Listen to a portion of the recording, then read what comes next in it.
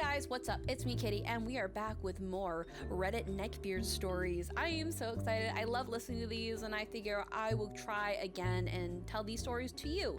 So, gather around the trash fire, kids. Turn me on in the background while you're cleaning, studying, drawing, what have you. I mean, I listen to these things while I'm gaming. And, hang out, and we'll gather around and listen for a spell.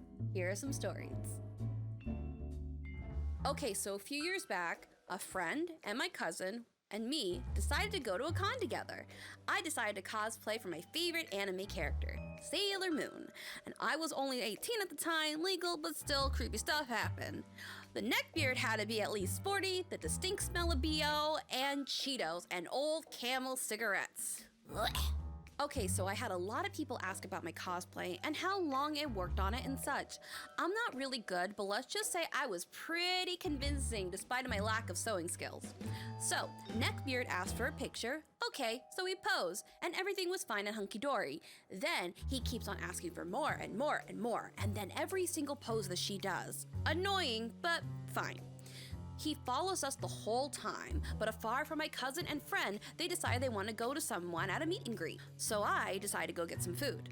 Enters in the neckbeard. He stands super close in line, almost touching, and then finally I realize he was sniffing my hair. I got my stuff and he attempts to grab my arm and lean in for a kiss. I get really uncomfortable when I'm touched and I panicked. He kept going on and on and on that Sailor Moon and him were meant to be and I need to let him to be my tuxedo mask. He won't let up. He keeps grabbing my arm harder and squeezing it. And I freeze. I can't even talk. I am so claustrophobic. Finally, a fellow cosplayer, ironically tuxedo mask, threw his prop rose of the neckbeard and got me out of there. Some neckbeards just don't understand that you're not actually the character. Also, cosplay is not consent. Warning. This next story contains not safe for work content, not suitable for all ages or viewers. Viewer discretion is advised. If you want to leave, please click away now. This is your warning. This is pretty mild, but a weird story involving my freshman year boyfriend. I'm a senior now. So, I was dating my neckbeard boyfriend, and for sure he checks off all the boxes in containing what is a neckbeard. Controlling nature, the BO, the sex drive of a rooster in a henhouse, and an obsession with hentai, and of course, the neckbeard itself, which is pretty impressive that I got so far down his neck but never on his face. That is a talent. So the controlling nature is what fuels the story. He was a DDLG practitioner, as I, the naive 15 to 14-year-old, was willing to try anything. He's my boyfriend, so it can't be all that bad type thinking.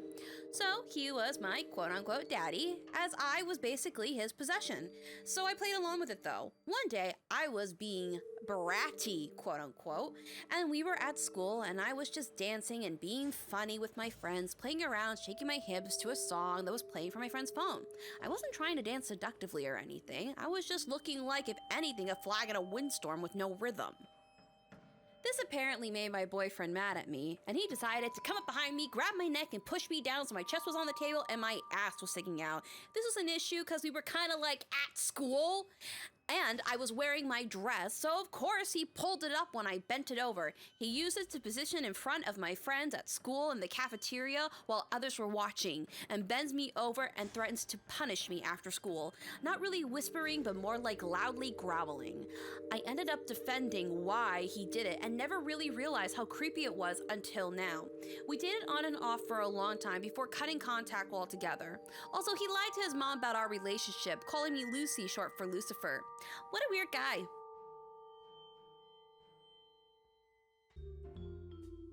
I have literally no words for the second story.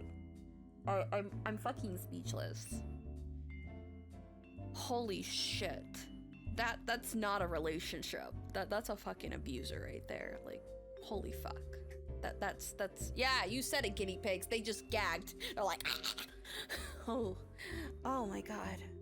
But to the girl in the first story, I definitely empathize with you because people like that don't understand that there's a differentiate from reality and fantasy. even actors and actresses, voice actors and actresses, people that do something online that may not be them, YouTubers, what have you. It's not who they are. It's a part of them. Maybe they like to do this hobby because it makes them happy, but that's not who they are. And unfortunately, there are people out there that just don't understand that grasp of reality, which is really sad. To the girl in the second story, I really hope you're finding some inner peace and healing. I really hope that your friend stepped in and helped you out, because having that thing go on and off for a year or so, shit. That's not good. That's not good. Especially bringing your kinks into the relationship to the point where it's controlling. That's not good. That's not good. But damn, like fuck. Oh shit.